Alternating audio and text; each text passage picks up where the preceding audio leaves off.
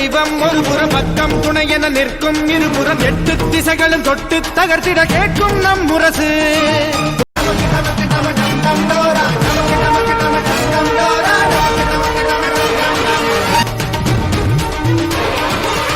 எல்லாருக்கும் எல்லாம் வாய்க்கும் நாளில் எந்த எண்ணம் ஈடேறும்.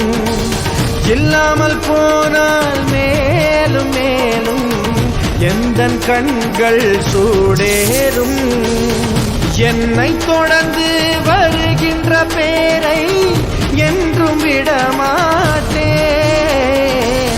தோழர் தமக்கு துன்பங்கள் வந்தால் சோற்றை கூட தொடமாட்டேன்.